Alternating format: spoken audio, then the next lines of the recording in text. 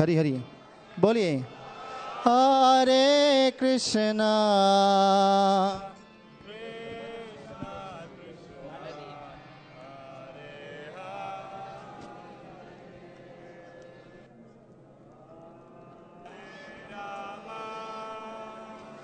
हरे राम राम राम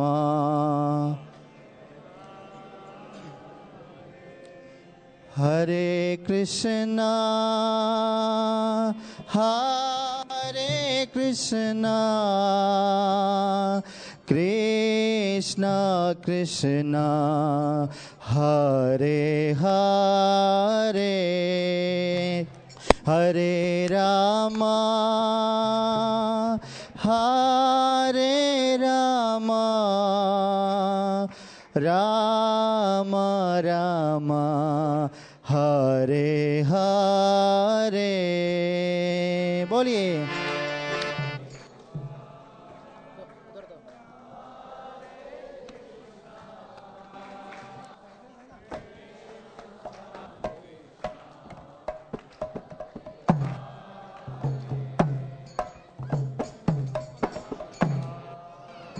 राम हरे राम राम राम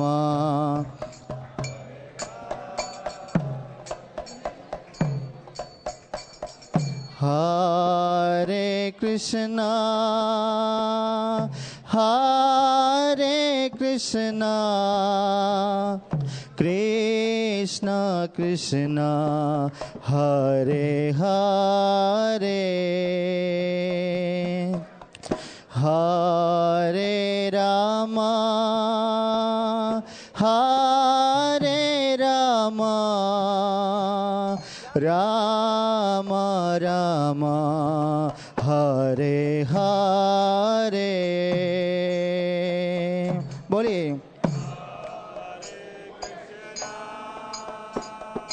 हरे कृष्णा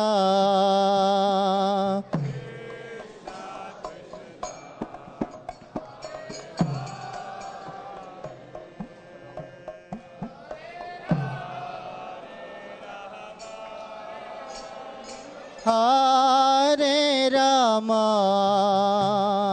राम राम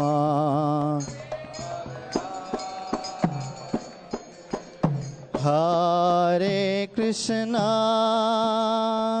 हरे कृष्णा कृष्णा कृष्णा हरे हरे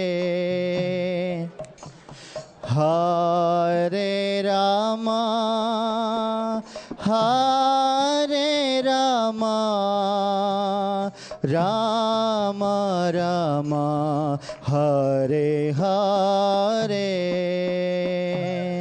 बोलिए। कृष्णा हरे कृष्णा कृष्णा कृष्णा हरे हरे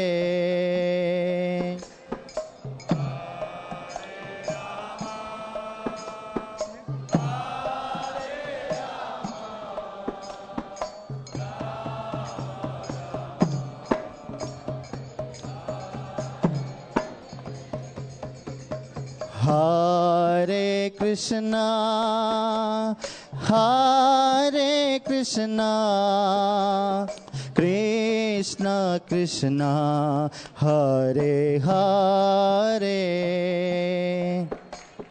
हरे राम हरे राम राम राम हरे हरे everybody loudly please Hare Krishna Krishna Krishna Hare Hare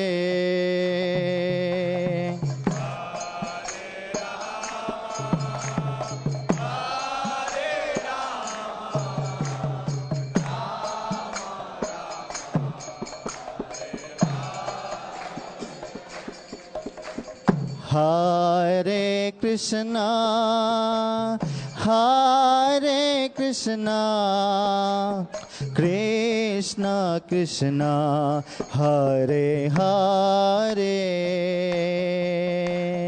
Hare Rama, Hare Rama, Rama Rama, Hare Hare.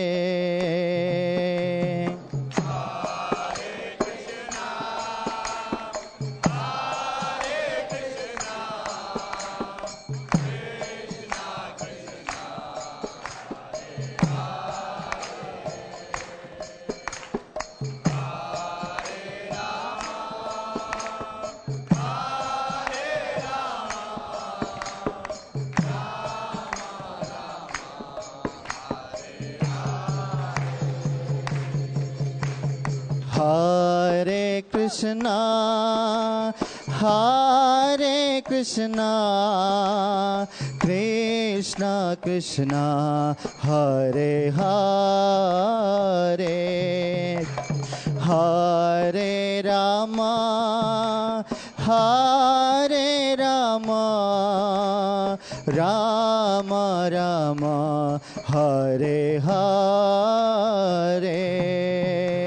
बोलिए और जोर से बोलिए।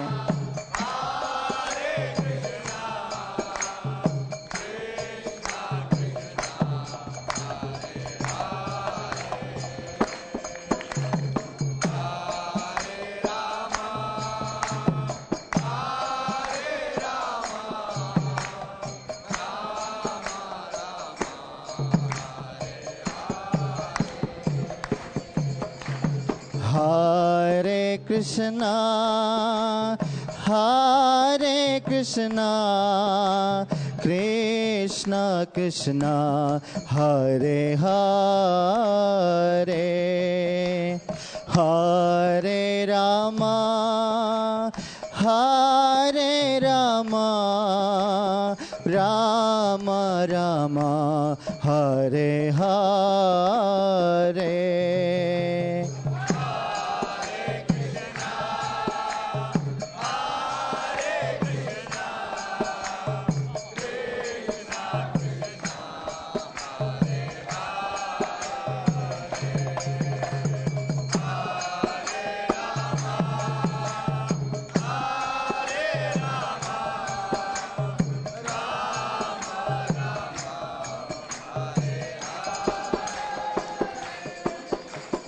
Hare Krishna, Hare Krishna, Krishna Krishna, Hare Hare, Hare Rama, Hare Rama, Rama Rama, Hare Hare.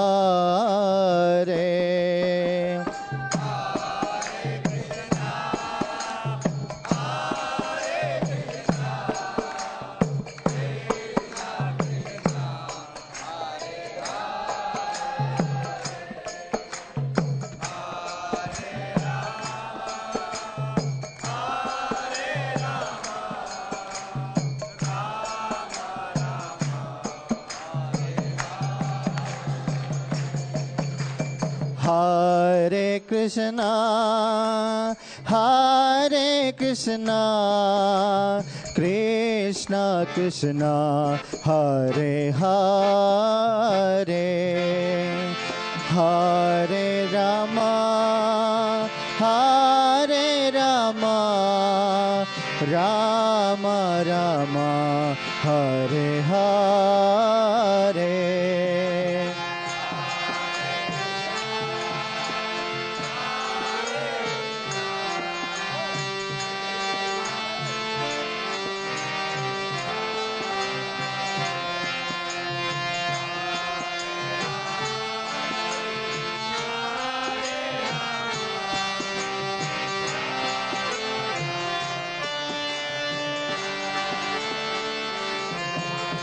Hare Krishna, Hare Krishna, Krishna Krishna, Hare Hare, Hare Rama, Hare Rama, Rama Rama, Hare Hare. बोलिए.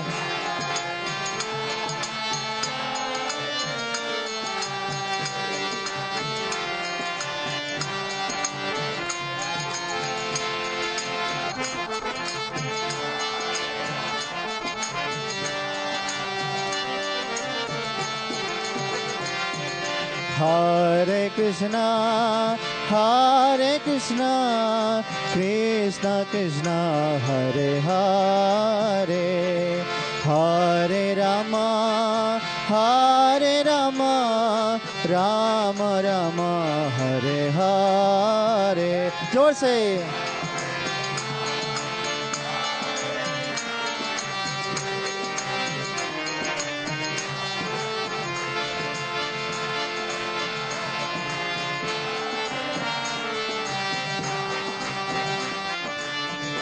सभी लोग एक साथ बोलिए, एक साथ.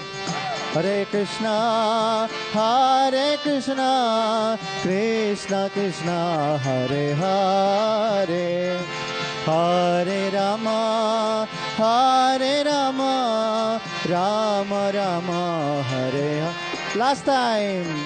हरे कृष्णा,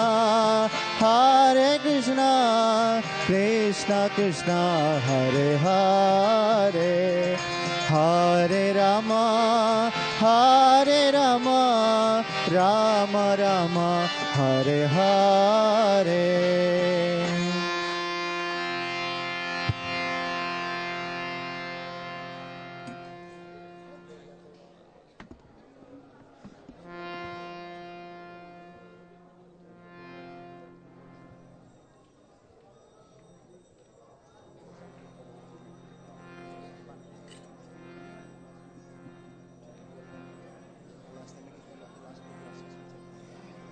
हरे कृष्णा. तो आप सभी का हार्दिक स्वागत है आज के फाइनल सेशन में श्रीमद् भागवतम 1 स्टोरी 4 ट्रुथ्स. आप में से कितने भक्त पिछले 2 दिनों में उपस्थित थे इस सेशन के लिए? हाथ उठाएं प्लीज. जो लोग पिछले 2 दिनों से उपस्थित थे श्रीमद् भागवतम के इस सेशन में, काफी नए लोग हैं. आप सबका भी स्वागत है. तो हमारा बड़ा सौभाग्य है. It is a great Fortune and privilege for all of us that we have been having the association of His Grace Bhurijan Prabhu. And तो पिछले 4 दिनों से प्रभु जी हमें अपना विशेष संग दे रहे हैं, विशेष शिक्षा दे रहे हैं, प्रेरणा दे रहे हैं. तो आज हमारा प्रैक्टिकल एप्लीकेशन है. जिस प्रकार से नारद मुनि जब भक्ति वेदांता का संग कर रहे थे तो सुनने की उनकी क्या हो गई? रुचि हुई. तो आज हमारी कितनी रुचि है उसका प्रैक्टिकल एप्लीकेशन होगा, क्योंकि आज का वातावरण थोड़ा अलग है. मेरा सबसे निवेदन है कि प्लीज़ अपने मोबाइल्स को वाइब्रेशन या साइलेंट मोड पे कर दें और ध्यानपूर्वक श्रवण करें ताकि हम प्रभु जी के सानिध्य का लाभ ले सकें. हरे कृष्णा. हरे कृष्णा. विशेष 2-3 सूचनाएं हैं. कृपया अपने अपने श्री मोबाइल बंद करें. अब क्योंकि मोबाइल इतना सम्मानजनक वस्तु है, आप उससे अलग नहीं हो सकते, इसलिए उसको या बंद करें या साइलेंट मोड पे रखें तुरंत. और जितने भी दर्शनार्थी यहाँ पर उपस्थित हैं सबसे अनुरोध है कि हमारे जो सुरक्षा कर्मचारी हैं उनके साथ सहयोग दें. यहाँ पर किसी भी प्रकार का आवाज़ न करें, भगवान के सामने चिल्लाएं ना, किसी भी प्रकार की आवाज़ न करें. यहाँ पर विशेष सेमिनार हो रहा है. श्रील प्रभुपाद के प्रिय शिष्य वरिष्ठ वैष्णव हैं, प्रभु जी विश्व भर में प्रचार करते हैं, उनके मुखारविंद से हमें सुनने का अवसर मिल रहा है. इसका लाभ उठाइए. हो सकता है कुछ आप में से है जो इस सेमिनार को पहले अटेंड नहीं कर पाए. आप लोग ध्यानपूर्वक सुनिए ज़रूर, क्योंकि भगवान का संदेश सबके लिए समान है. कृपया उसका लाभ उठाइए. Please maintain utmost silence.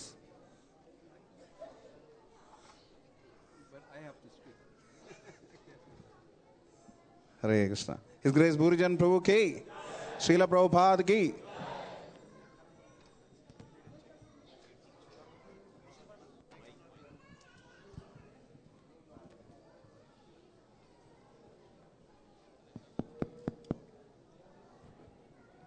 Hare Krishna.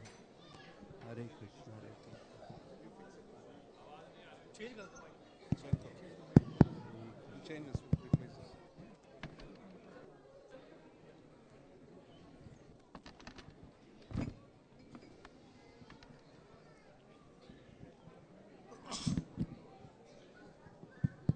Okay.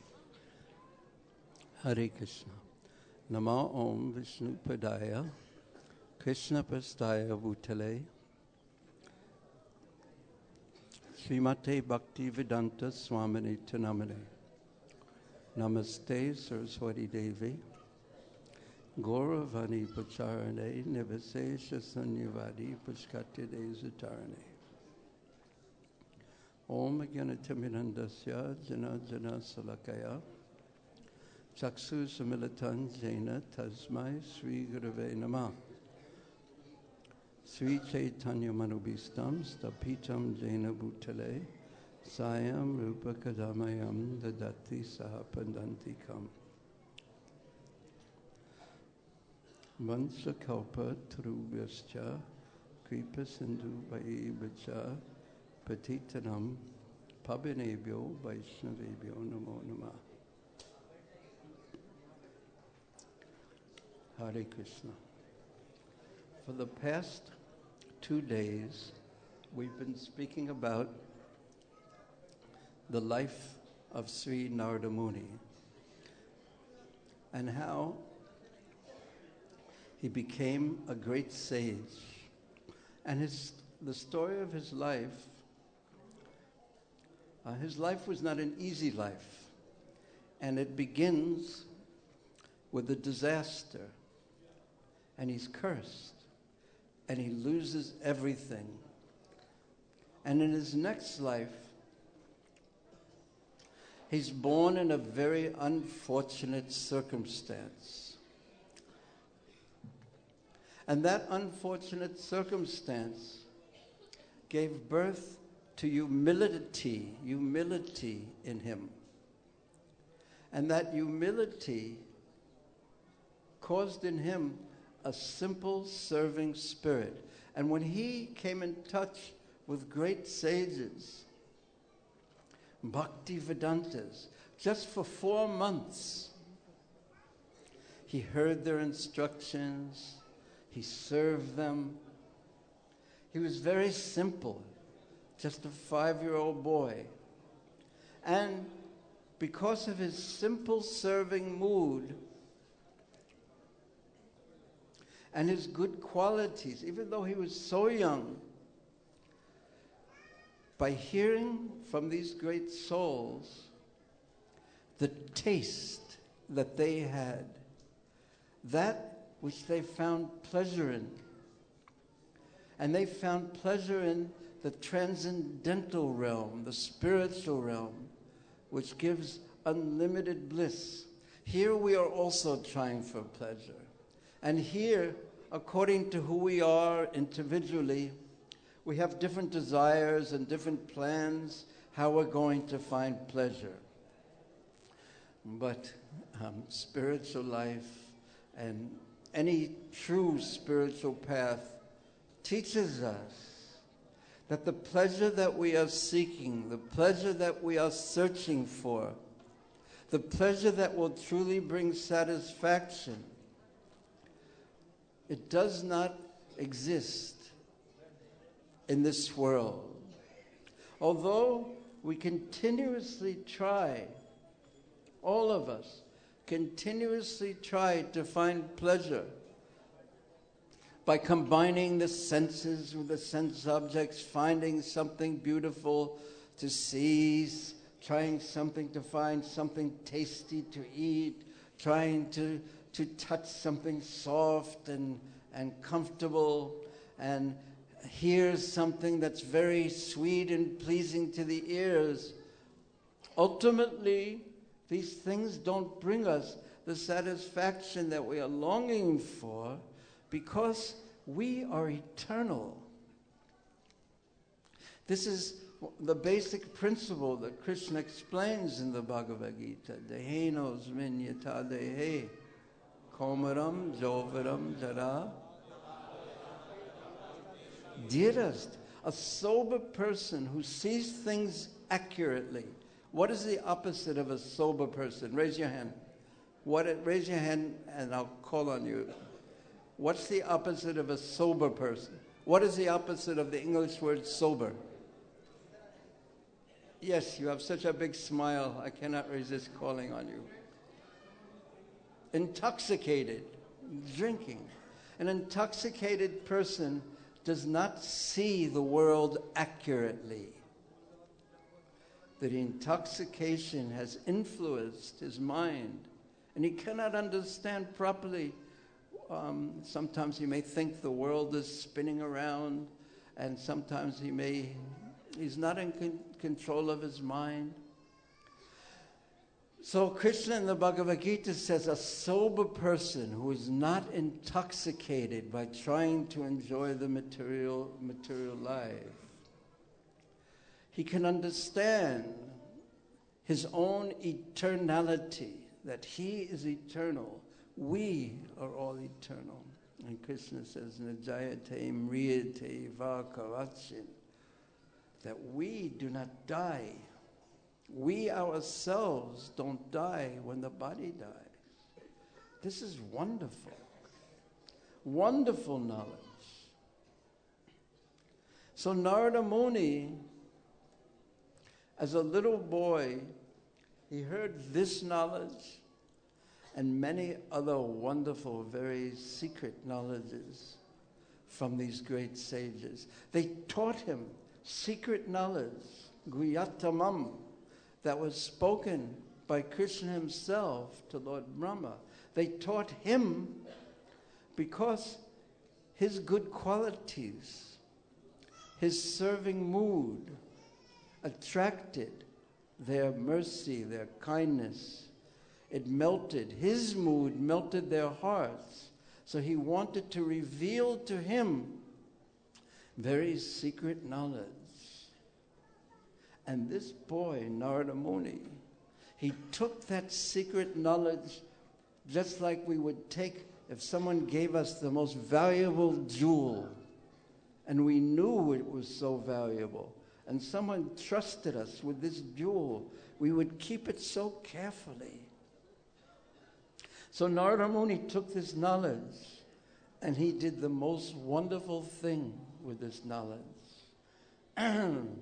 Do you know what that most wonderful thing was? Raise your hand if you know. Yes. He applied it to his life. He used it. He put it to use. He acted on it. And that is will bring us to perfection.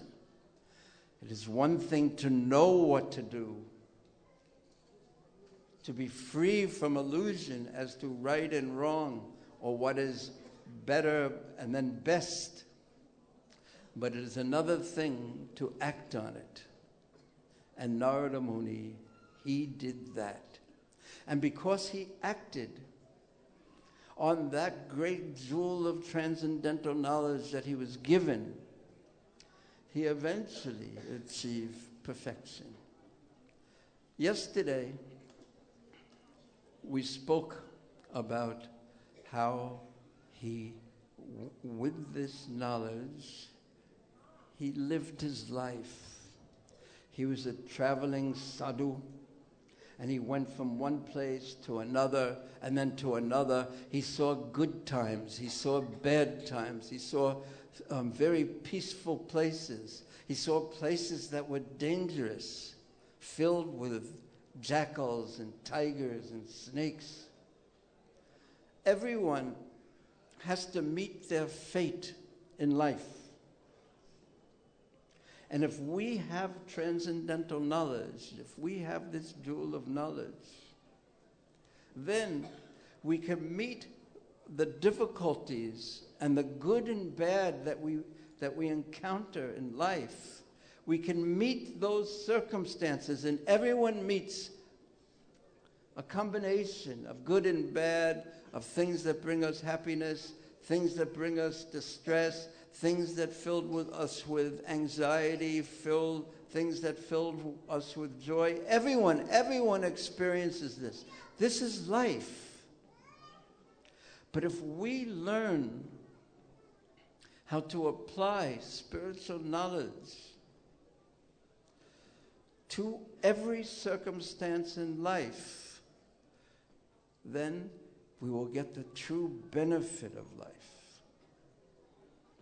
Otherwise, we just wander through life, getting knocked this way by what happens to us, becoming happy by the good times, and we get knocked this way by the bad times, and we don't actually learn the secret or the true art of living.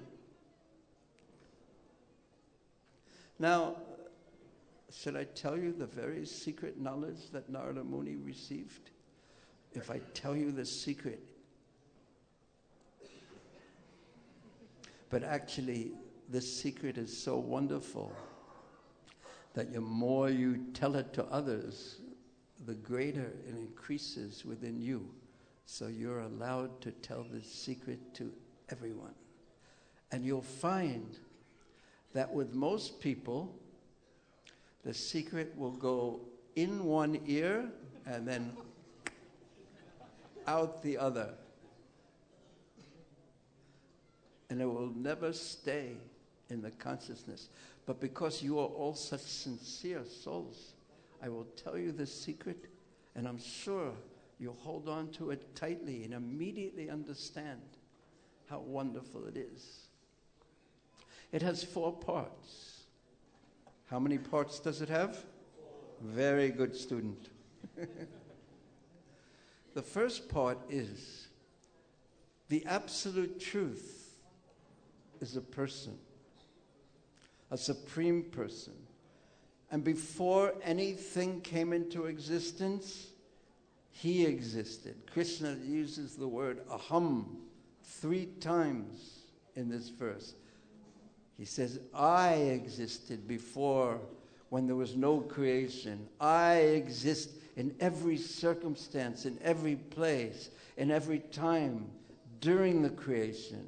And then, when the creation is destroyed, and we don't like to think of this, but one day the entire creation will cease to exist.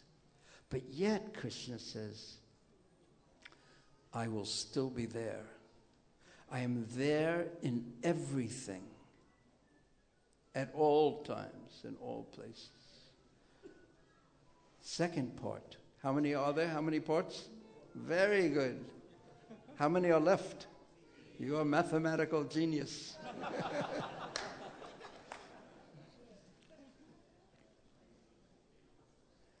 The second part. If you don't see Krishna, if you don't see the Supreme Lord, the Param Satyam, in every circumstance, if you see things as separate from him, if you see anything as if Krishna is not part of it, this is called Maya, illusion. It is not accurate. It is not true. You are not seeing things correctly. And when we see the material world as separate from Krishna, immediately we see it as a place and objects for us to enjoy. We look at everything. In this world, everyone looks at everything and everyone as if this person or this thing is meant for my pleasure. This is called Maya. Well, actually, everything in existence and every circumstance is meant for Krishna's pleasure because it is his energy. That was the first truth. The second is to see anything other than this means that your eyes are covered by illusion. How many truths are left? Very good. The next one tells of the goal. And the goal is love for Krishna. And a person who loves Krishna everywhere that person looks, in every circumstance, in everything, in every other person, everywhere, he sees the Supreme Lord, his beloved object. That is called prema bhakti. That is called the prayojana. Achieving that is called the necessity of life. The actual goal and necessity. We place so many other things as the goal of our life, but actually those things will be stolen away by time. But this one thing of love for Krishna, if we capture it, or better said, if it captures us, if we learn to love Krishna, or even make any advancement on the path to love for Krishna, that will be ours forever. And the final truth is called in Sanskrit the Abhideya Tattva, the method of achieving this most wonderful goal of love for Krishna. And that method is deep, full sincerity, that I want to search for this in life. This is what I want to gain from life. And in every circumstance that I am confronted with in life, I will look for and try to find Krishna, because that is who is fully important to me. It takes that to actually get the goal. It takes that type of sincerity. It takes that type of commitment. So because we tend to have one foot with a spiritual desire, yes, I want to progress in spiritual life, and the other foot, but I also want this, and I want that, and I want this, and I want that, and that. So therefore, we don't make the progress that we actually sincerely desire. But if we follow the path of Narada Muni, because the material world is set up in a very, very special way. The material world is set up to not cooperate with our desires to find happiness here. It is engineered. How many of you are engineers? Okay, that's a good 22%.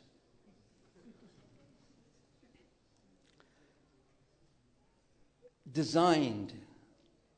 Engineers are concerned with designing. This material world is designed to cause us frustration continuously. It's built into the design,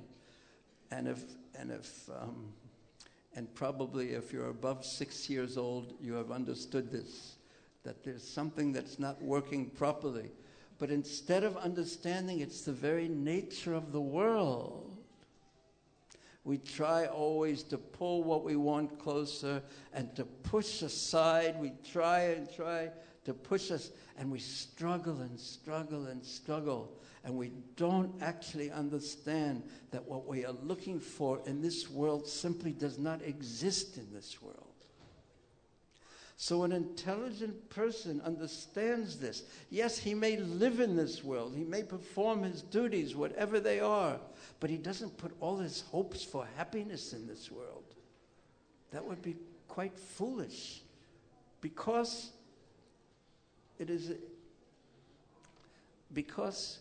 we all know that when it's time to leave this world, we don't take anything with us. We know that. But consider that in 100 years from now, or at most 150 years from now, at most 150 years from now, probably no one will ever know that we even existed. What do you think about that? It's very heavy thought, I think. We're working so hard, we're trying to accomplish something, and not only we will lose that which we're trying to accomplish, not only that, but no one will even know we even existed. Now, before you all start crying and leave, there is also some good news attached to that, and that is that we are eternal. We are eternal, and we are meant to find an eternal relationship that is ours forever, and that relationship is love for Krishna. So Narada Muni, even though he was a 5-year-old boy,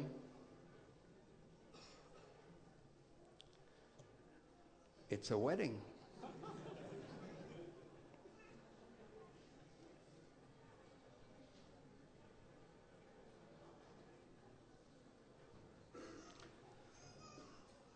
And I won't even make any jokes at all. But Narada Muni, amazingly enough, even though he was just a 5-year-old boy, he understood this. He got that much mercy from these great sages. He was a young boy, and he understood this. And then a disaster struck him, and a disaster and a difficult time is the perfect opportunity to do the most difficult thing, and that difficult thing is to apply the spiritual knowledge that we have heard. Very difficult to do that, but difficult times, and they must come, and they will come, and they do come. It's a perfect time. We are forced, practically speaking, to look for a deeper and different level of understanding what's happening to us. Otherwise, we see so many people nowadays, difficult times, depression, even suicide, because no one knows what to do. But Narada Muni, although just a child, and not even an older child, just a young child, because he was so special, he applied the transcendental knowledge that he had learned. He looked for Krishna everywhere. He went through good times and bad, and he looked for Krishna. Where is Krishna in this circumstance? How to act in such a way that Krishna is pleased. And then the Bhagavatam doesn't describe how long he traveled, but he was perhaps somewhat grown up, traveling for years and years and experiencing life and trying to apply transcendental knowledge to his life and seeking Krishna in every circumstance, the good and the bad. One day he began to meditate and tried by his intelligence to place beautiful Krishna within his heart. We are so fortunate because we have Radha Parthasarthi here and Sitaram here. So it's so much easier to place their beautiful forms within our consciousness because we can just look at them. And if we see them, we know we are not in an ordinary place, even just walking in the door. And that is why traditionally so many temples are built on a hill like this one is. And you have to walk up so many steps just to remind us, just to prepare our mind that we are not, this isn't an ordinary place. We have to struggle a little to come. And then we stand before the deities and we can just look at them, offer prayers. We see so many devotees going, just admitting our own position before the Lord, and maybe taking out some of our hard-earned money or some gift and offering it to them, maybe praying to them to remove the difficulties. But the main point I would like to make here is that when we stand in front of the deities, we know we are not in an ordinary place, in our ordinary consciousness. Something divine has entered our consciousness. And unfortunately, when we walk out the door, we tend to leave that divine consciousness, that divinity in the temple. But we are really meant to take it with us, take them with us at every moment. At every moment. How different your life would be if your consciousness was illumined. Illumined means, what does illumined mean? How do you say that in Hindi? Prakash. Yes. Prakashit. By divinity at every moment. Just imagine standing before the deities and seeing the sweetness of their form and just keeping that with you and never letting it go every minute of the day. So Narada Muni was practicing that in every circumstance, looking for the Lord. And then he sat down to meditate. And by his intelligence, because the deities were not in front of him, by his intelligence, he tried to place the form of the Lord in his mind, in his heart, and see his beauty. See his beautiful eyes, his pinkish lotus feet, his strong chest, his curling hair. And as he was meditating on the Lord in his own mind, suddenly, not by his power, but by the Lord's mercy, the Lord himself, not of this world, he fully manifested himself in his consciousness. It is like if you were staring at Radhapartasarti and praying for their mercy, and suddenly you actually saw Krishna playing his flute and dancing with his eyebrows moving, and he revealed to you the meaning of unlimited beauty. Just imagine how beautiful unlimited beauty is. And Krishna has unlimited beauty, but we only see a little bit. But Narada Muni, by Krishna's mercy, all of transcendental Krishna manifested in his consciousness. And he was overwhelmed. He didn't expect it to happen. And he became so absorbed. He was captivated. Because that which he desired and was searching for day after day, year after year, suddenly had manifest in his own heart, in his own consciousness. And then it disappeared. He disappeared. Krishna disappeared. And the boy's meditation, or now perhaps a boy or a man, it doesn't say, he broke. Where is my Lord? Where is my Lord? He could not think of anything else. He stood up. Where? Kaha. Hindi janta hai.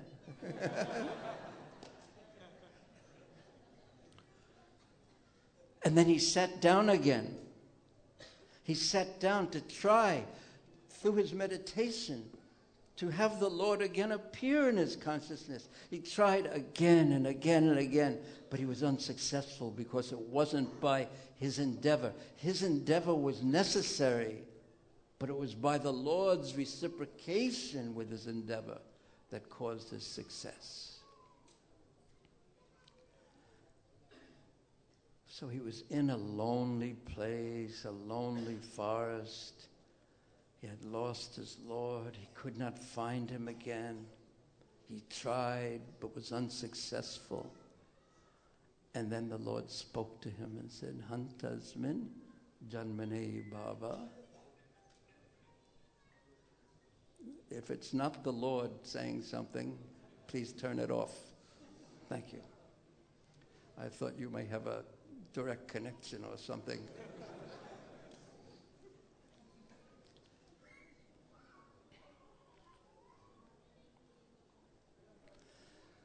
And the Lord spoke to him and said, Hantasmin, oh my dear one, in this birth, Janmani Baba, Namam Drastam Ibarhati, you will not see me again in this life. So we can say, how unfortunate, how unfortunate, how unfortunate. But to actually fully see the Lord, a person who sees him one time, is certainly not unfortunate. He's most fortunate. And why couldn't he see him again? Because he was not yet pure enough. He had some kashayanam. He had some impurity still in his heart. And Prabhupada in his purport, and Srila Jiva Goswami, one of the acharyas in the commentary, explains what his impurity was. What was the desire that Narada Muni had in his heart that made him ivapakwa, not yet mature in his devotional service. And that was that he was very attached to always being peaceful in a beautiful place. He had the desire for sattva gun. Now that is a desire that most of us don't have to worry about. We have other kinds of desires in our hearts. I want this, and I want that, and I want that. That's the tendency. At least I can speak for myself. But then the Lord explained, just as a voice in that lonely forest, why he had shown himself to this boy. And the reason was, I have shown myself to you this one time, and you will not see me again in this life, just to increase your desire to have me, to be with me. And this, in one sense, is the true secret of spiritual life and the true secret of advancing spiritually to love for Krishna, is that our desire to be with Krishna should increase and increase and increase. And when our desire to be with Krishna increases, our material hankerings get smaller and smaller and smaller, because they are like nothing. They are like the taste of ashes compared to the taste of a gulab jamun or something very sweet and wonderful and juicy. And then, after saying a few more things, the Lord stopped speaking, and Narada Muni was alone in that forest again. He bowed his head, offering his obeisances to the Lord with great gratitude. And that is where we left off in yesterday's class. And the question comes up, of course, what did he do next? How did he live the remainder of his life? And how did he actually become the great saint Narada Muni? And the answer is given by Narada Muni himself as he explains his life.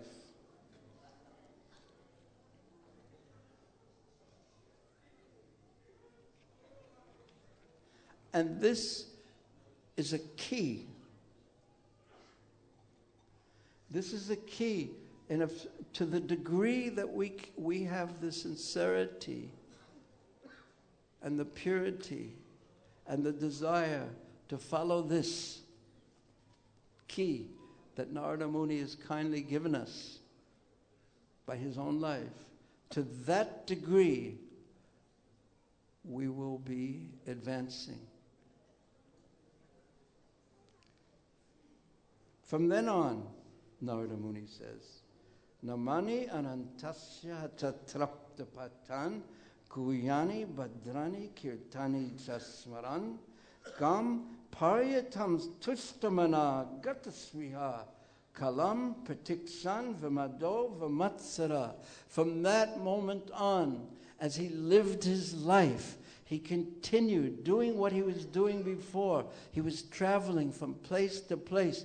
That might not be how we live our life, but the example of what he did as he went through the rest of his life, experiencing his fate, experiencing his karma, his example is what we should follow if we want to achieve the result that Narada Muni achieved.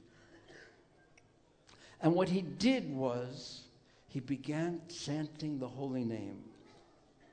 And he began chanting, remembering, smaram, remembering the Lord and his name and his pastimes continuously.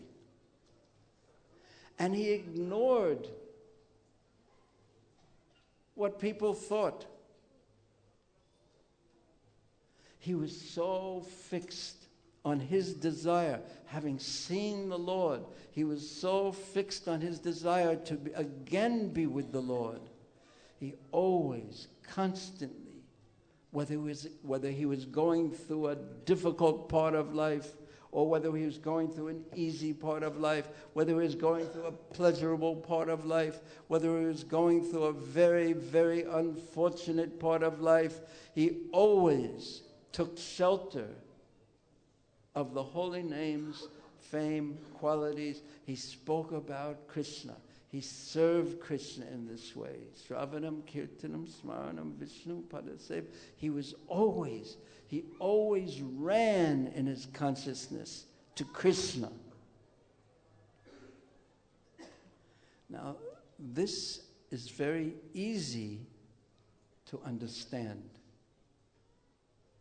But it is not so easy to do, because it takes such sincerity, it takes complete sincerity, practically speaking, that I want this. I want this completely. Tatra loya mappi mula mekalam. This is what I want. So the Bhagavatam verse, and he was mana tushta. Mana tushta means that he was fully satisfied in his mind because he was living in this way. We are looking, all of us, we look for satisfaction. And we look for the things, and we search for the things and the places that will award us, give us that satisfaction. But who of us will honestly say, and I won't ask you to raise your hand, who of us will honestly say, I'm actually fully satisfied in mind? But Narada Muni, because of his constantly chanting in every circumstance, remained fully satisfied in mind, because that relationship with Krishna, bina tam namanamano, being with Krishna in the form of these forms of devotional service, of chanting, hearing, brought him such satisfaction that he did not have to look anywhere else for his satisfaction. And not only that, the verse says that not only was he tushtamana, but he was vimatsara, not envious. Because in this world, we are not satisfied, and we naturally hope that if I get one of these or two of those, or if I enjoy this, or then I'll get satisfied. And we don't have those things. And then when we see someone who does have them, we imagine that they are satisfied. And when we look at them, we get jealous or envious. But he was virmatsaram. He had no envy in his heart because he did not want anything of this world, because he was fully satisfied. Srila Narottama Das Thakur compares trying to be happy in this world. If we are envious, he says it is like having a spear in the heart. Can you be happy with a spear in your heart?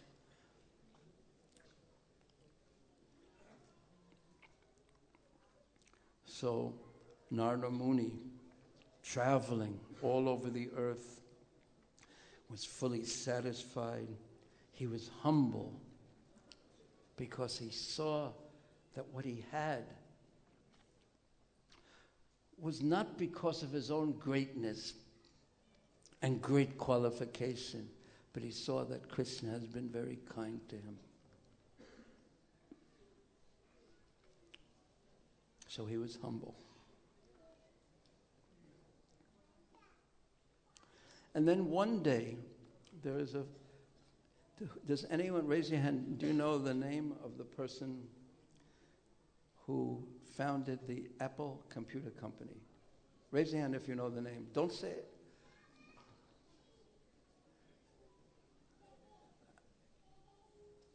Do you know? Do you know? Do you know who founded the Apple Computer Company? Do you know? Do you know? You do know. I knew you knew. Everyone was just being shy. You know, one day, it's actually interesting. There's one talk that he had before he died. He gave a talk at the Stanford, a big university in the one of the biggest in the United States, to the graduating class. And he told when he was very poor, when he was young, he used to go on Sundays to the Hare Krishna temple. And that was the only good meal that he got in the whole week. But he also said that if you live every day like it may be the last day of your life, one day you are going to be correct.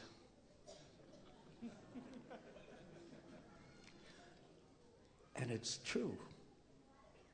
Because none of us, even Narada Muni,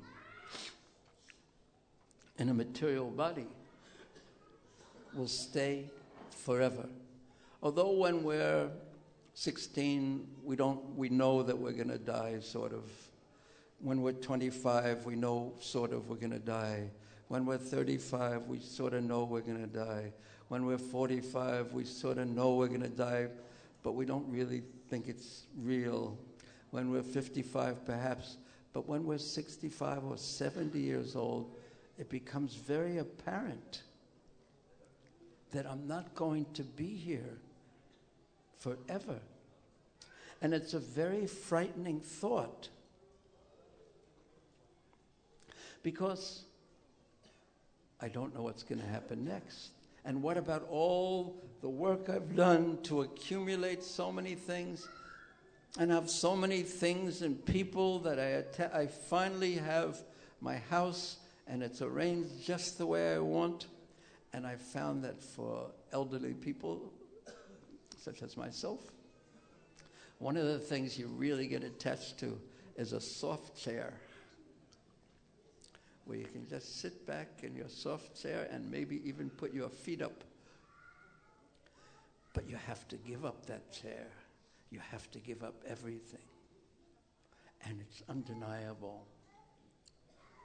And it's frightening. And therefore, most people don't want to face this fact. And they would rather distract themselves by making believe that tomorrow will necessarily be just like today.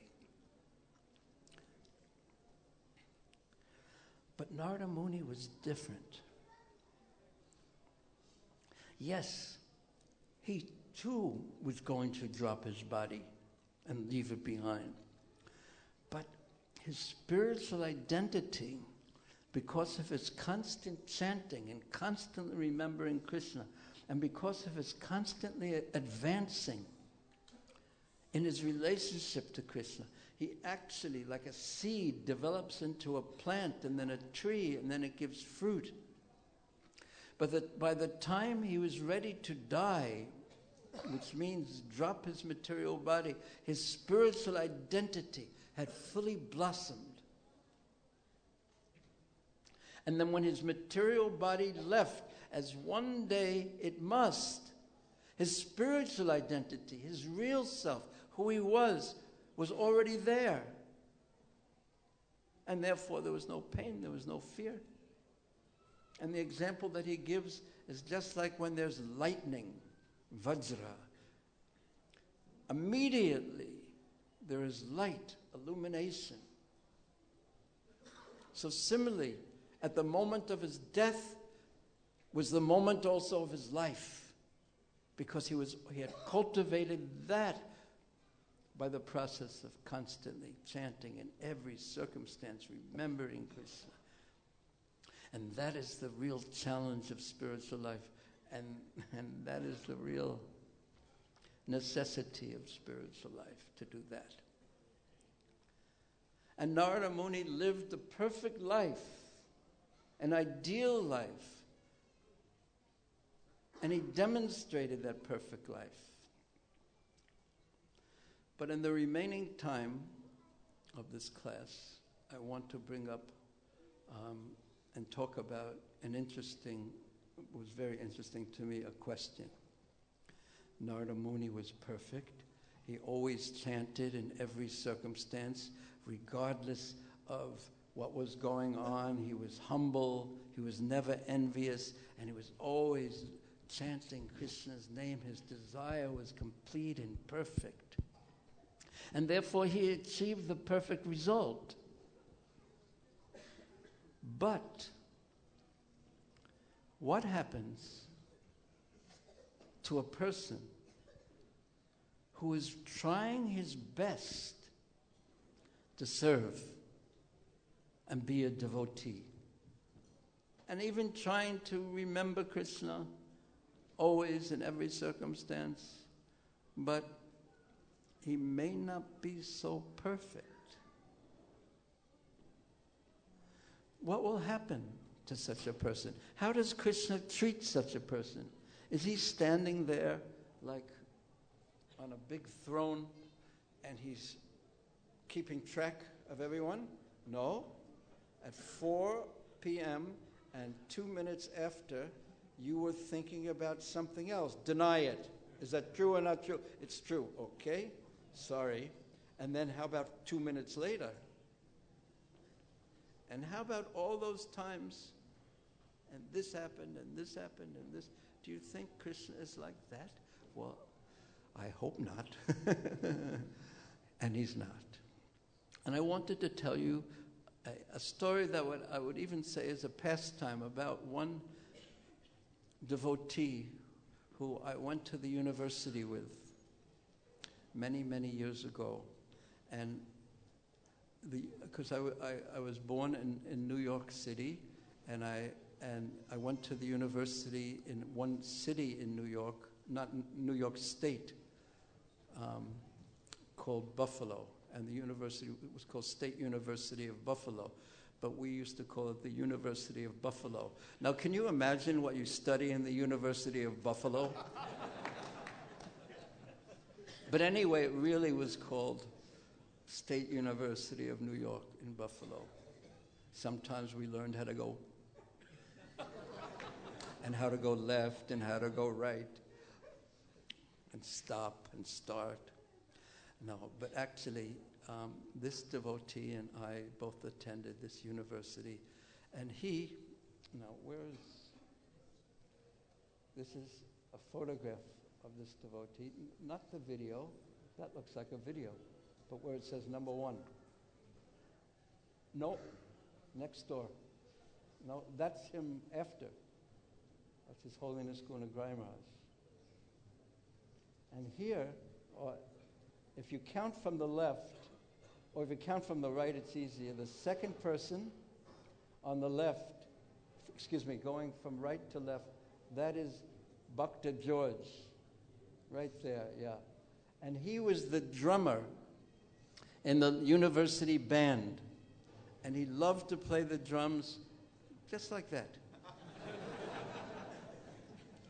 And he was expert, just like them. And later on, he became, we'll go to the next slide, His Holiness Gunagraj Swami. But, so, we're going to ask you a very difficult question. You ready? Because you're our mathematical genius.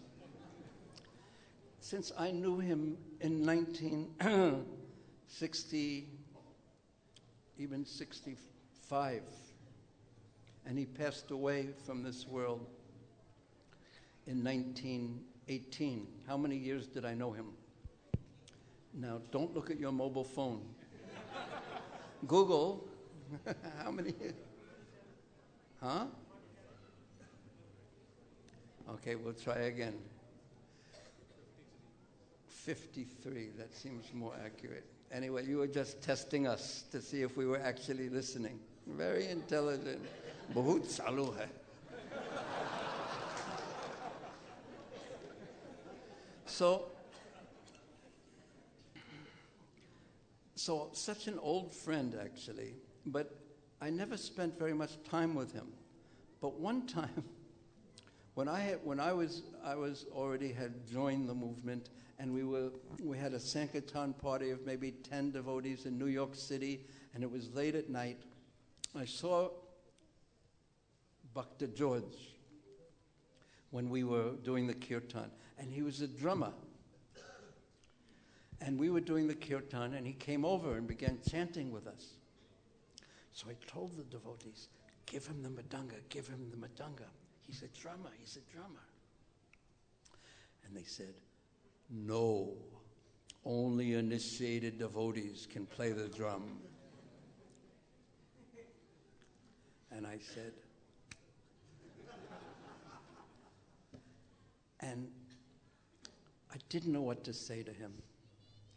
So I went over to him, and I didn't remember this. I remembered this part after, but he told me this years and years and years later. I went over to him. I didn't know really what to say.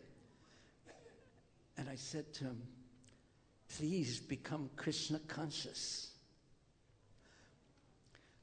But I didn't really even know what it meant in one sense. But I said that to him. And now that wasn't the reason why he became a devotee. But he remembered that 50 years later. So when we're preaching to someone, when we're talking to someone, we never know, in one sense, what's going to really strike them.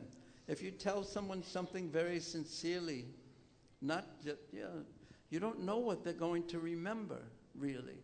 And we can really affect people. And again, I wasn't the person who convinced him to be a devotee. You know what convinced him? He explained this to me later. He was a theist. That means ever since he was born, he believed in God. And then he used to look for God, try to find the Supreme Lord. So one day he told me, this was practically a few days before he died, he told me that he was talking to his mother, and he saw the clouds in the sky. And he said to his mother, are those clouds God? Because he was just a little boy, even younger than Narada Muni, perhaps. And his mother replied, no, son, they are not God. But where is God? Where is God? No one could tell him.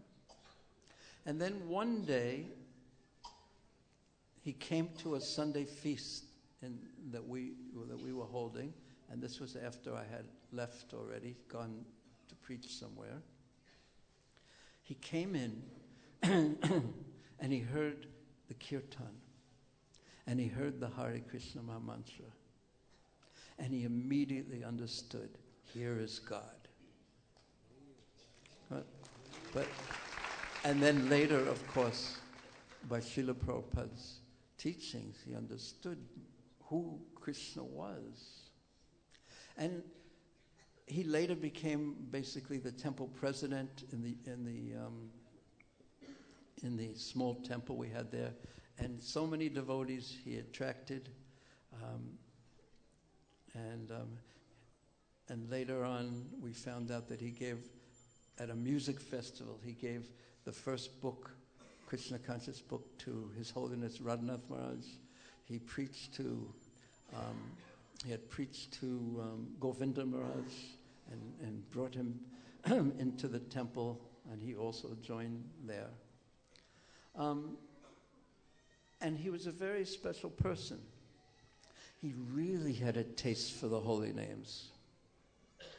And he loved to get people to chant the holy names. He loved to distribute prasadam to people, especially pizza prasadam.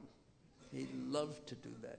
And he would distribute prasadam, and he had a way of dealing with everyone. And wherever he went, he always got something going, a temple or some group chanting Krishna's names and distributing prasadam. And he accepted people as they were. Very special in this way. And he was never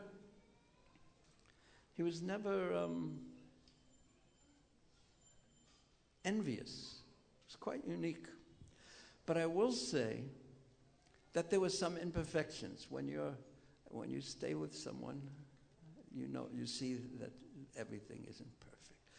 So how is Krishna going to deal with someone who's given their life to the preaching movement of Srila Prabhupada, but may not be perfect? And they have a taste for the holy names, but they may not be perfect. And they may not do everything perfectly. So, at some point, very early in our Krishna conscious careers, so to speak, our times, I went to preach. Prabhupada told me to go to Japan, and then I went to Hong Kong to open up a temple, and then I went to Australia for some years, and then I was a teacher in Gita Nagari in Pennsylvania, United States, and then I lived in Vrindavan for 13 years. So, and he stayed mostly in the United States and Europe, preaching and making devotees and starting dynamic programs. And then one day, perhaps only maybe 6 years ago, he found out that he had cancer. And he was a very strong person. He was like a general. And he wanted to defeat that cancer by natural means.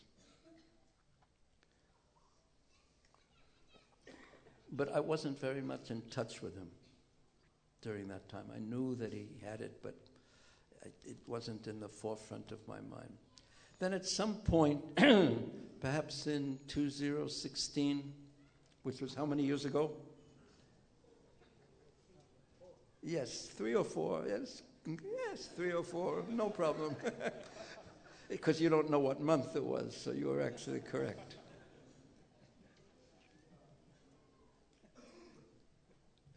Koi badli, 3, 4.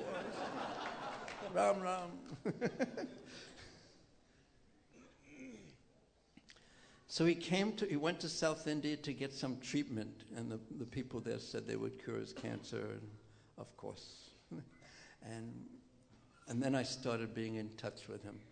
And more or less until 2018, until he left this world, I was through WhatsApp or being with him, I was communicating with him every day. And he was really unique.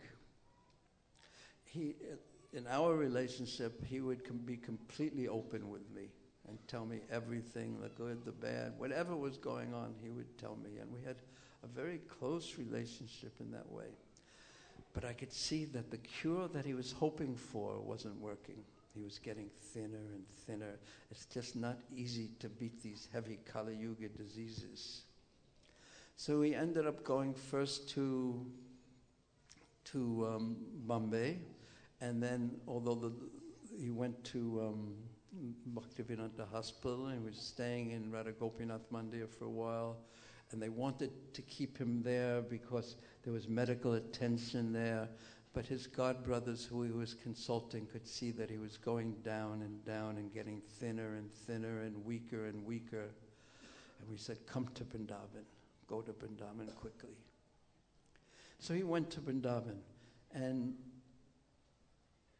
he had given his life to the movement, and His Holiness Giriraj Maharaj let him stay in his house. And there in the community of devotees around Krishna Balaram Mandir, he got something going, a kirtan group, and he called it the Vrindavan Kirtan Sangha. Did any of you ever visit the Vrindavan Kirtan Sangha? It's one, raise your hand if you were ever there. So that's 2 devotees. Anyone else? No. Okay. Yes. Good teachers have eyes behind their head, but I don't have. And even if I did, this is blocking. And it was really interesting. Every night, devotees would come to his room to have kirtan. And sometimes as his health went down, he'd be so much in pain he couldn't walk. He was only using crutches at that time. And then finally he could only use a walker with wheels. But yet he'd be in so much pain and lying in his bed.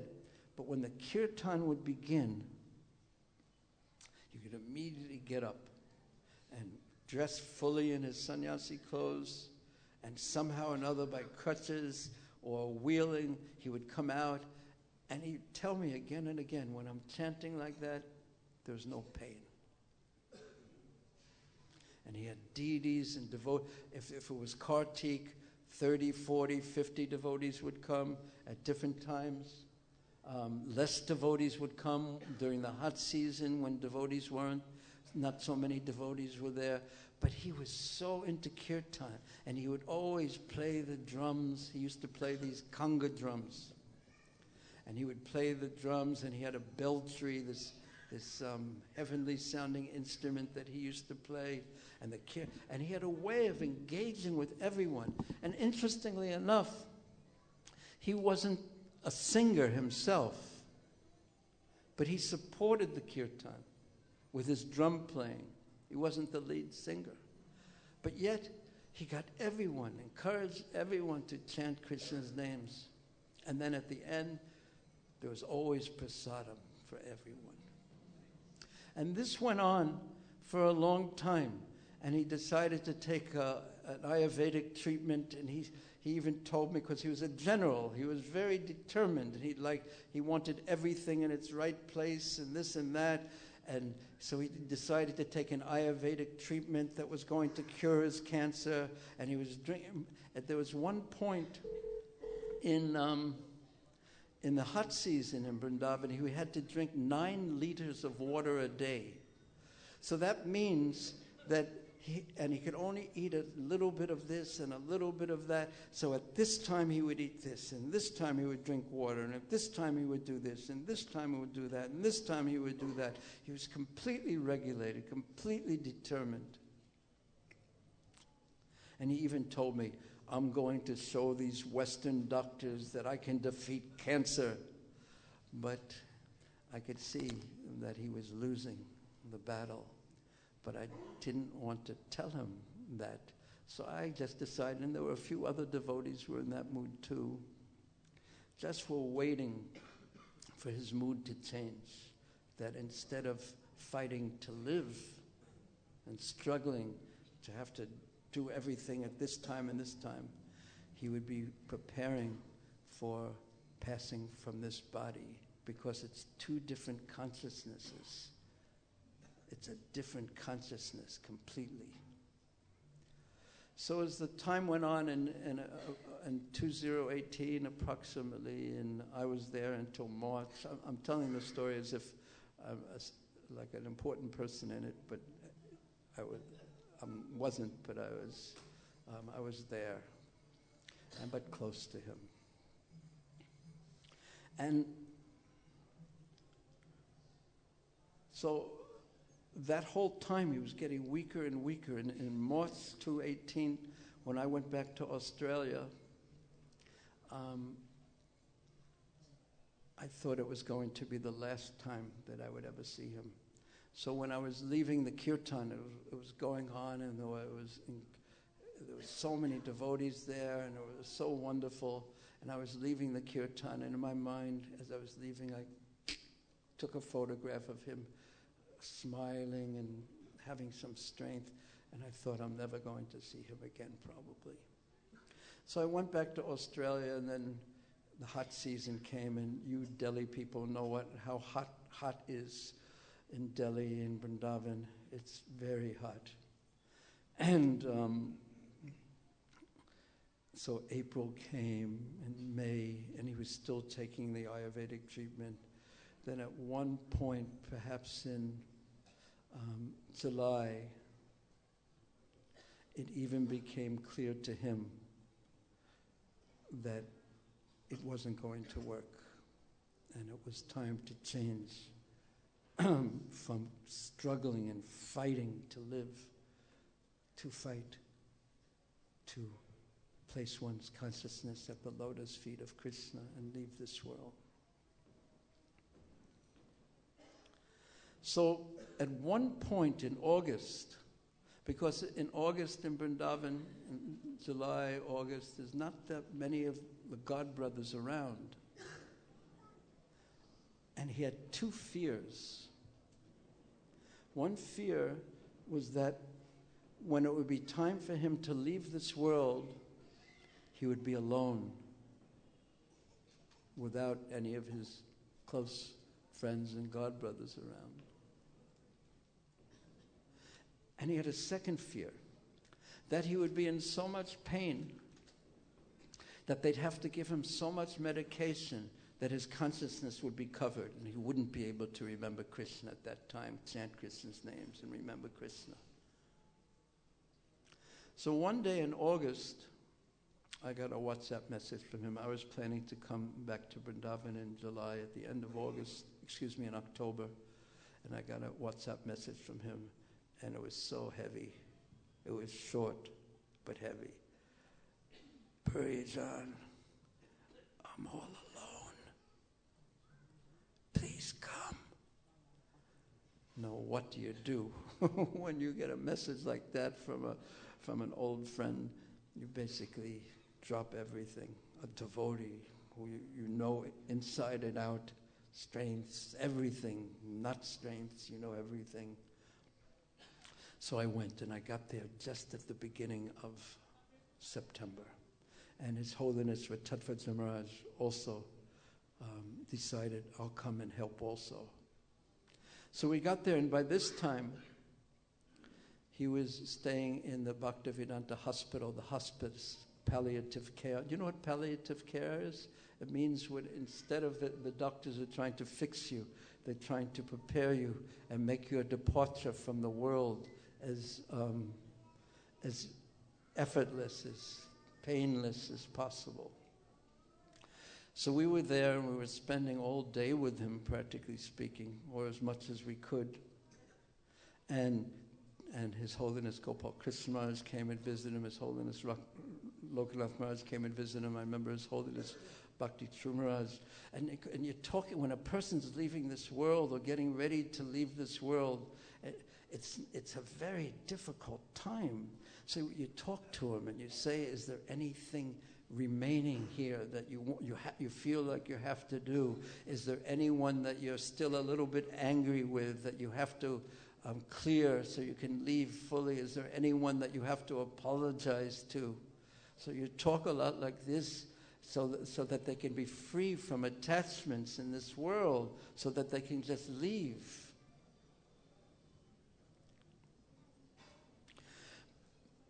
And the days went on, and the days went on, and the days went on.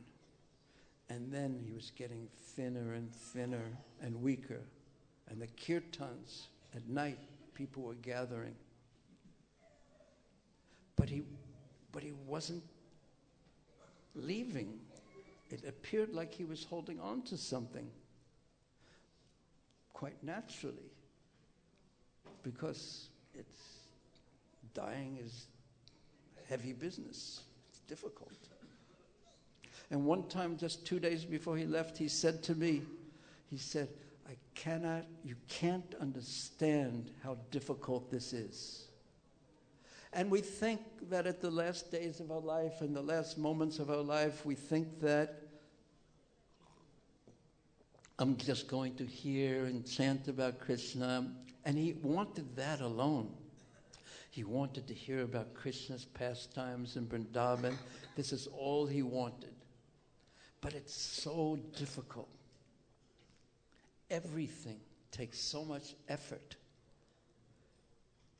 To brush your teeth is such an effort. To use the bathroom, toilet, is such an effort. And your energy is like this. To eat a little bit, such effort. And it becomes, in the last days, it becomes so painful. And it's like the soul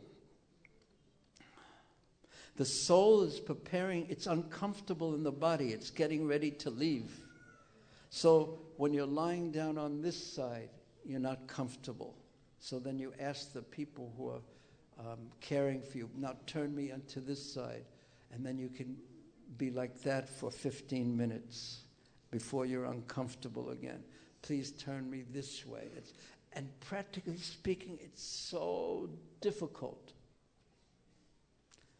to hear and chant about Krishna unless you are very practiced, like Narada Muni had practiced. And look how Prabhupada's movement was taking care of him. There he was in Vrindavan, staying at the house of a devotee for years, one of his kind godbrothers, and then moving to a hospital built by devotees just to facilitate devotees leaving this world. And then the devotees who were coming and chanting with him, they were all members of the great community of Prabhupada's society. And there he was in Vrindavan. But yet it was very, very difficult. And then there is the point of the pain. He was so strong, and he resisted so much taking any medication because, again, he was afraid that it would cover his consciousness. He was so strong and determined. But yet, when there's so much pain, you can't think about Krishna. I'm talking practically speaking. For most people, some souls are completely transcendental, but some of us may not be so as transcendental. So he had to start taking medication. And the clearest his consciousness was in the morning hours.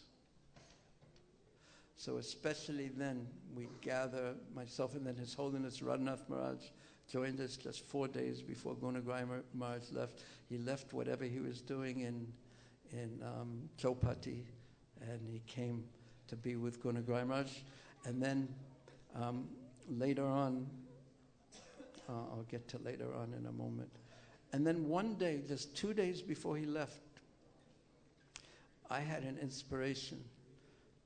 So I went to see him early one morning, and there was something I wanted to tell him.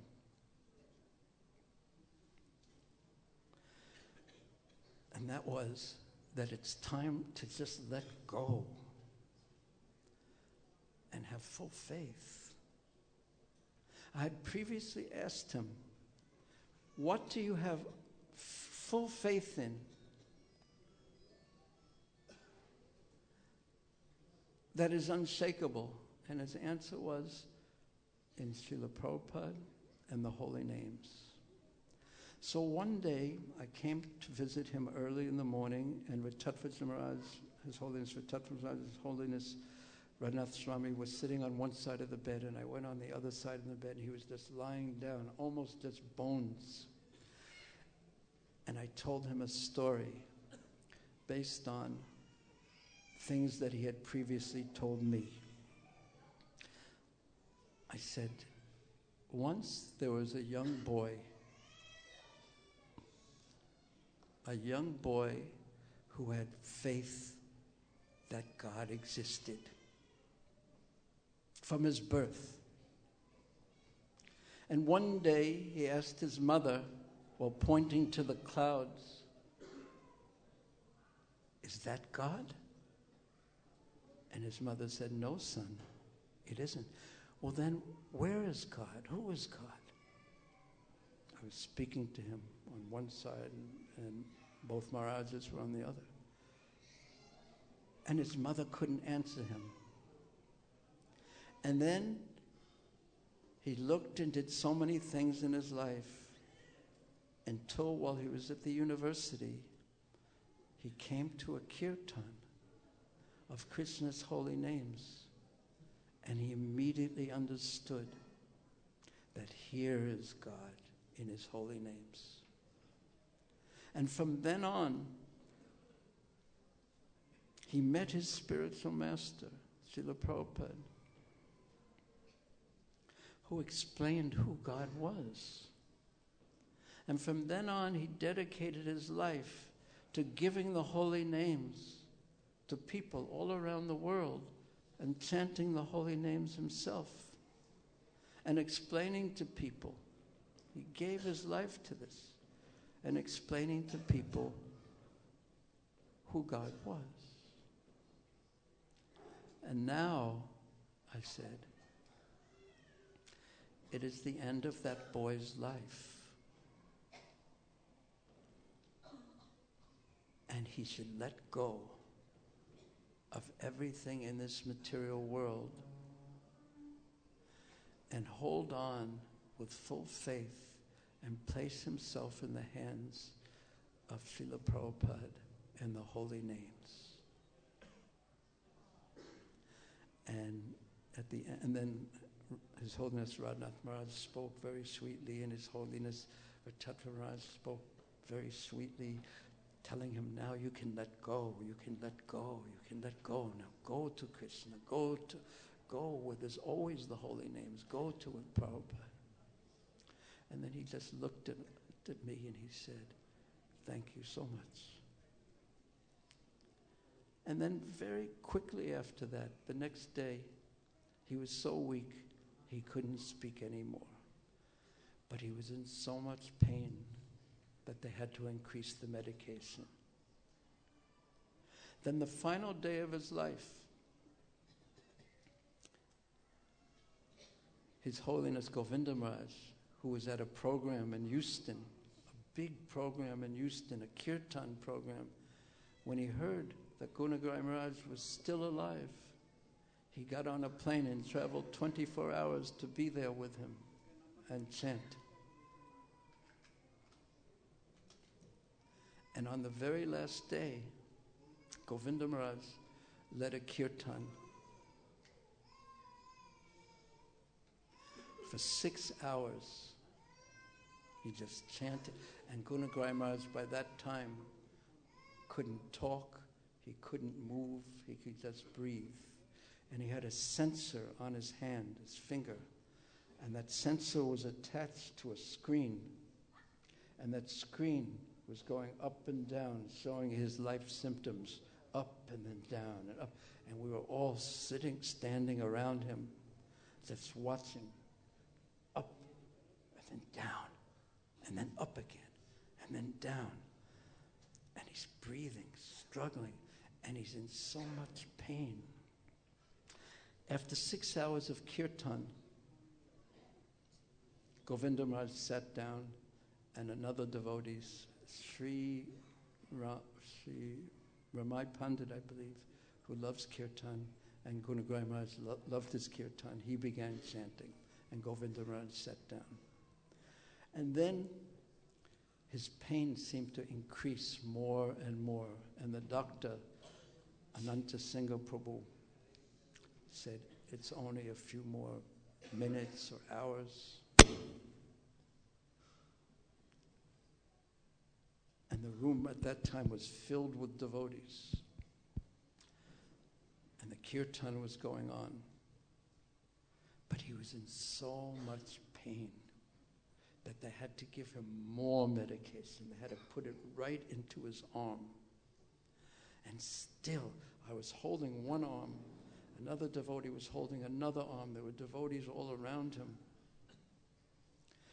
And he was in so much pain that he was squeezing my arm so heavily that the nurse was nearby, and she saw he was going like this, and she said, "I think you're hurting him." But she didn't understand that I was holding him very gently, but he was squeezing my arm. There were heavy nail marks in my arm. So they had to increase the medication still further. They doubled it. And suddenly, what he feared most happened. He went into a medication-induced coma, and his head went back, his eyes went back, and his mouth was open. And his life symptoms, we were watching them up and down and up and down. And the doctor said, "It's getting closer and closer." And every time it went down, we thought it was over, but then it came up. And then he was just, he was in a coma. And then Govinda Maharaj stood up, and this was probably around 1 o'clock at night. And Govinda Maharaj stood up, and I thought maybe he was going to leave because it was so late at night. But instead, he stood right next to Gunagraj Maharaj and began chanting loudly in his ears, "Radhe Shyam, Radhe Shyam, Hare Krishna." And he began singing the Hare Krishna mantra, and Gunagraj Maharaj was in a coma. And suddenly, Gunagraj Maharaj's mouth begins to move.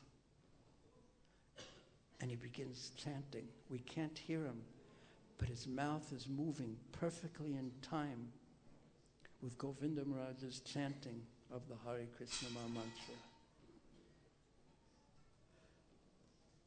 And it was a strange thing that at this most private time, this most solemn, deep time, when when someone's leaving this world, only at this time in the world there are devotees holding mobile phones above him and live streaming this great soul dying onto Facebook.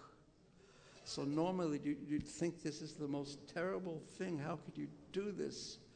But thousands and thousands, literally thousands of people were witnessing that this soul, who had given his life to Prabhupada and Prabhupada's movement and to the holy names and to preaching, and maybe was imperfect, but he was doing something that was actually a miracle. He was chanting Krishna's names while in a coma. And we're all, the devotees are chanting, we're right around him, we're encouraging him, "You're doing great, Hare Krishna, you're doing great." And he was doing great. And then during the Brahma Muhurta hour, the screen went down and didn't come up again. And the kirtan, Govinda Maharaj did this kirtan, and it felt just like the spiritual world had opened up. And we saw how Krishna, how by Prabhupada's mercy, by the mercy of the movement that Prabhupada created, that provided a place in Vrindavan, a temple in Vrindavan, a community of devotees to support him. His Holiness Subhag Maharaj had sent brahmacharya systems to take care of him, because it's the most difficult thing in the world, practically speaking, to take care of a person who's leaving this world, who's terribly sick, because you have to be completely unselfish. And the Iskcon world had supported him, and Krishna had performed a miracle, allowed him to chant while in this. And the whole world was witnessing it somehow or another on Facebook. And the atmosphere was just like, there was no one who doubted that this great soul who had given his life to preaching had gone back to home, back to Godhead. So this is my answer to the question of Narada Muni lived such a perfect life, and he was perfect, and he followed everything.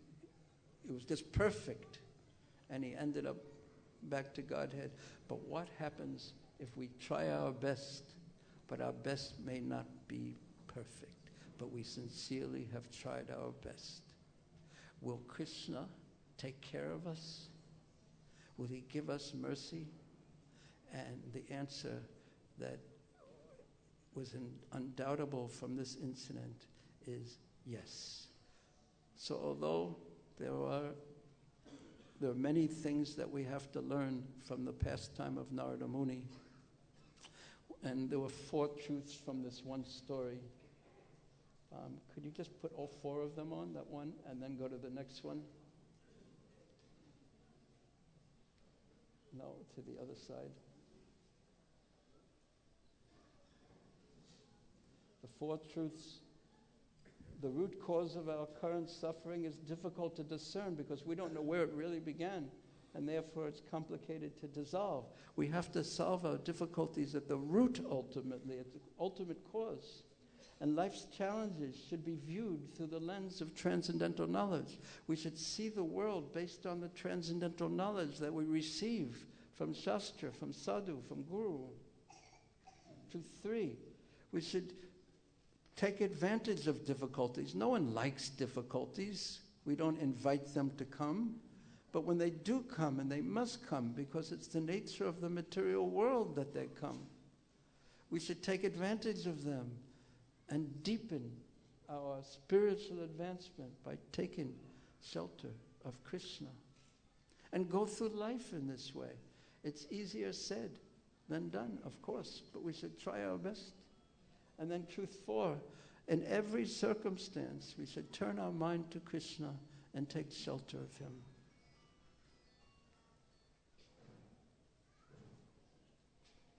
And there's one more. Press the enter button 2 times. Yes. A 5th truth, T-O-B and N-O-M, which this pastime of His Holiness Gunakari Maharaj explains. T-O-B, we should try our best, but yet, N-O-M, we are in need of mercy. And that mercy coming from Krishna, of course, it's causeless, but when we try our best, and this has happened to so many of Prabhupada's disciples, and not only Prabhupada's disciples, but disciples of Prabhupada's disciples who gave their life and tried their best, and Krishna really did protect them and give them mercy at the end. Okay, we shall end here. You all listen very attentively, and I thank you very much. And we even have, by the mercy of C.C. Gornatai, by the mercy of Madhaparthasarthi, Lalita Vishakhan, Sitaram Lakshman Hanuman, and Srila Prabhupada, who fulfilled the desire of his Guru Maharaj and Sri Chaitanya Mahaprabhu. All I can say is we are very, very fortunate. We are very fortunate to be under the shelter of Srila Prabhupada, despite whatever imperfections may be there. And there are imperfections there always. But despite those imperfections, Prabhupada's movement gives such a facility of having a community of devotees, an opportunity to serve, instructions, books, association, prasadam, such an opportunity to achieve the purpose of our life in achieving Krishna Prema, Prema Mahatma Mahat. Okay, thank you very much. Hare Krishna. Not in front of the deities.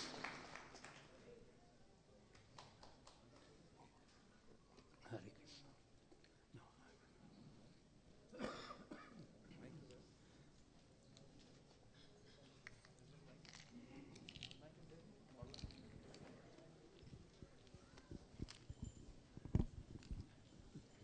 Shri Shri Radha पत सरत ललिता विशाखा की जय, श्री श्री सीताराम लक्ष्मण हनुमान की जय, श्री श्री गौरनिताय की जय, श्री श्री प्रहलाद नरसिंहदेव की जय, जगत गुरु श्रील प्रभुपाद की जय, निताय निताय गौर सीतानाथ प्रेमानंदे। Hare Krishna. This is a very special announcement for all those who have